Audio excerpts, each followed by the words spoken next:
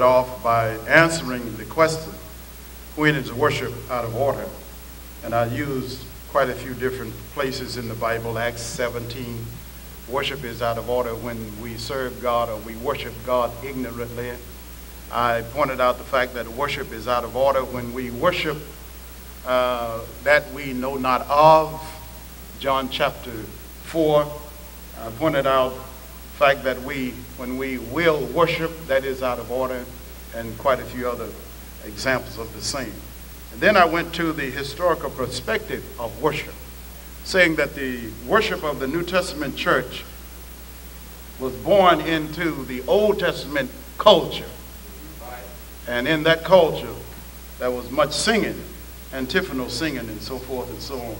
And I pointed out a statement by Philo, one of the secular writers back at that time, and I made a statement that I accept his writing just like we accept Josephus' writing and other secular authors back at that time.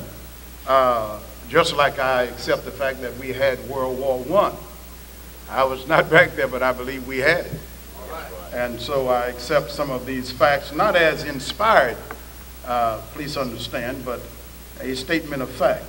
Then I pointed out the fact that we need to be careful of the danger of adding to God's word and subtracting from God's word, and binding what God is not bound and loosing what God is not loosed. And then I got specific.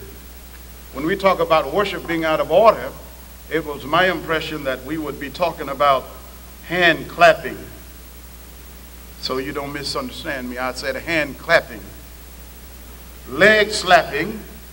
Notice I'm putting all of these in the same category. Head timing, body timing, and feet stamping in the worship service.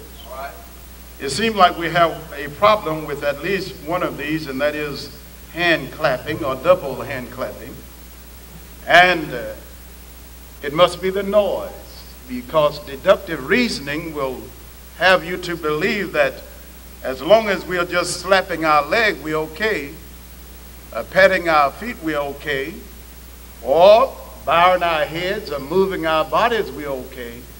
But as soon as we start clapping our hands, we're not okay. So I'll reduce this down to what I consider to be the noise or the extent of the noise. And then I showed, according to the Bible, the church came together before it was a church on the day of Pentecost, because of a great noise. Acts 2 and verse number 6. So all noise are not bad. There's some good noises, but when a noise becomes a nuisance, then we need to get rid of it.